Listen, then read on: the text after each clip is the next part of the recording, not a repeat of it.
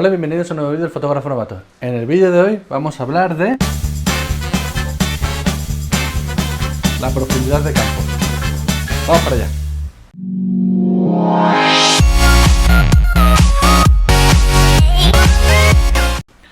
Primero vamos a ver qué es la profundidad de campo. La profundidad de campo es la zona enfocada que tenemos en nuestra fotografía, ¿vale? Digamos que esta es nuestra cámara y nuestra cámara ve así, ¿vale? Y ahora a una determinada distancia tenemos nuestra zona enfocada, ¿vale? Esa es la profundidad de campo.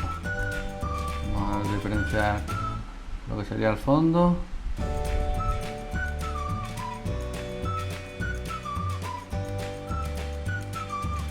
Unos arbolitos, ¿no?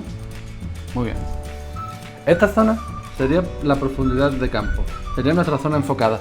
Esta zona puede ser mayor o menor dependiendo de unos factores que hoy vamos a ver, ¿vale? El primero de los factores que más influye en la profundidad de campo es la distancia. Vamos a poner primero la distancia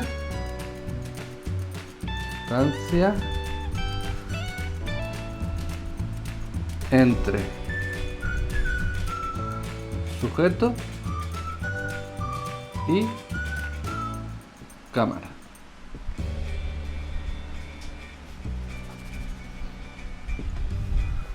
¿Vale? Ese es el factor que más influye, la distancia entre el sujeto y la cámara. De esta manera, cuando el sujeto está más cerca de la cámara, tenemos menos profundidad de campo. Y cuando la cámara está más lejos del sujeto, tenemos más profundidad de campo. ¿Entendido?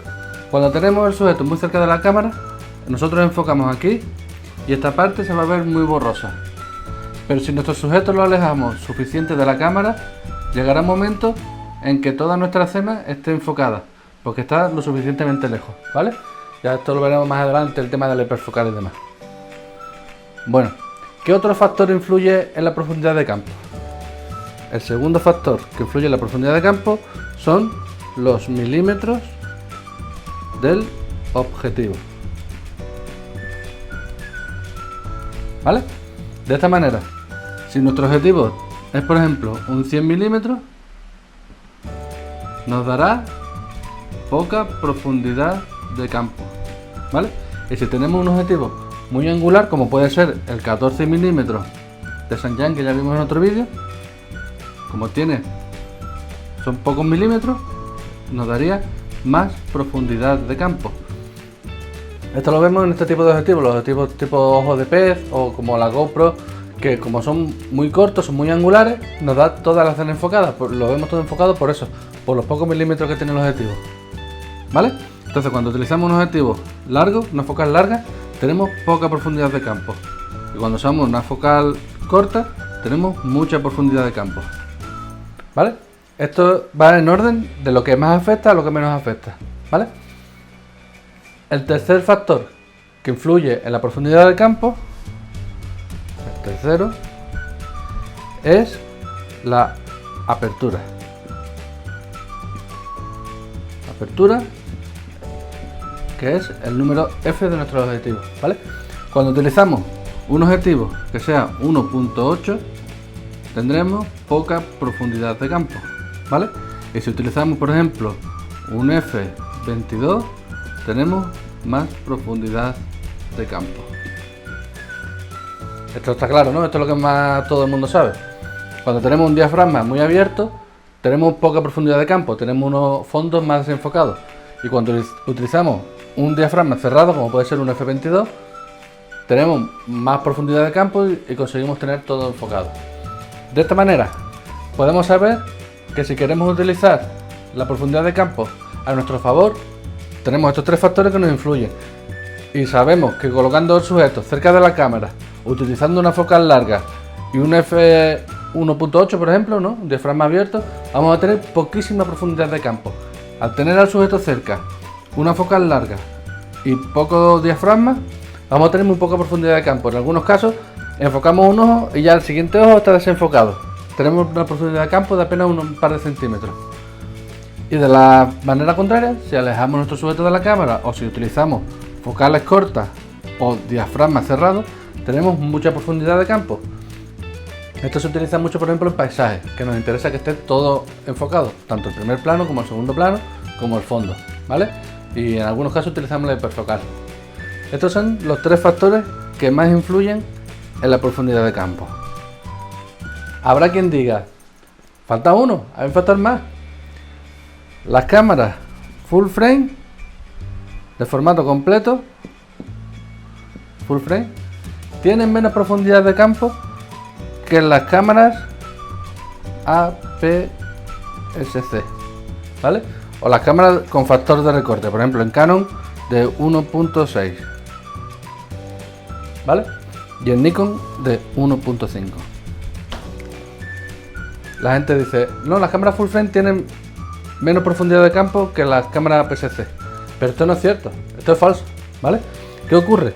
Que cuando utilizamos una cámara con factor de recorte, para obtener el mismo encuadre que en la cámara full frame, ¿qué hacemos nosotros? Nos alejamos, ¿verdad? Porque las cámaras de factor de recorte multiplican y nos acercan a la escena. ¿Qué hacemos para tener el mismo encuadre? Nos alejamos. ¿Qué ocurre cuando nos alejamos del sujeto con nuestra cámara? Si nos alejamos tenemos más profundidad de campo, ¿verdad?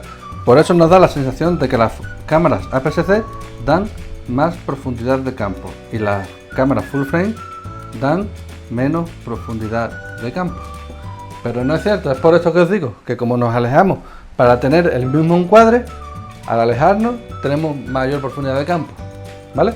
Entonces esto es un mito que tenemos la mayoría de los fotógrafos, ¿vale?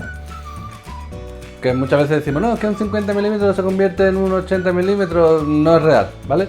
Podemos ver más o menos lo mismo que un 85 milímetros en una full frame, pero estos factores de profundidad de campo y más afectan de la misma manera, ¿vale? Tenemos la misma profundidad de campo con un 50 milímetros en una full frame y en una APS-C.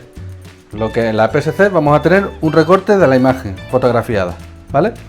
Pero la profundidad de campo es lo mismo. ¿Qué ocurre? Que si nos alejamos para tener el mismo recorte, o sea, la misma imagen que vemos en la cámara full frame, al alejarnos ganamos profundidad de campo. Por eso creemos que las cámaras APS-C tienen más profundidad de campo, ¿vale?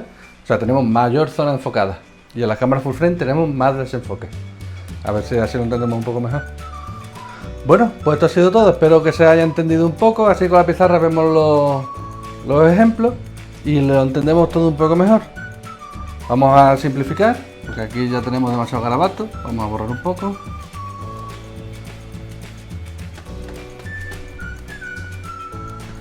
Y vamos a resumir.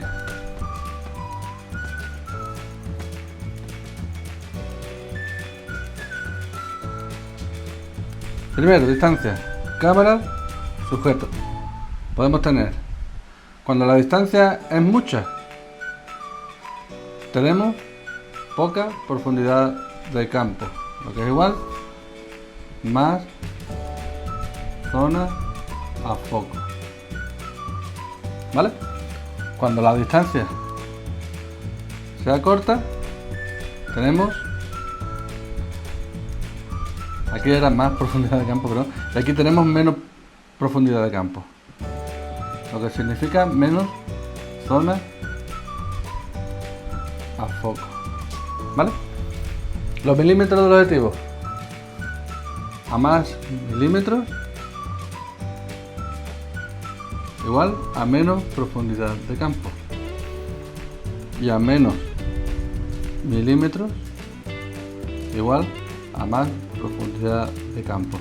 Esto quiere decir que, por ejemplo, un 200 milímetros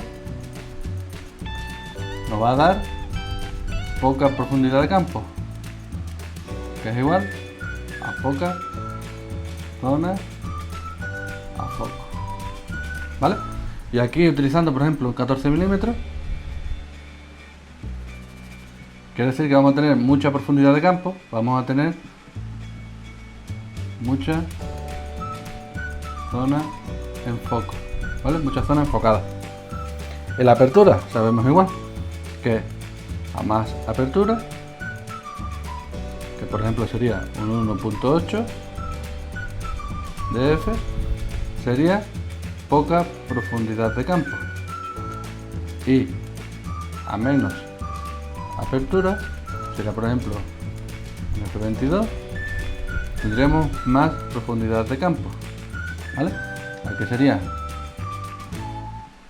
poca zona en foco y esto sería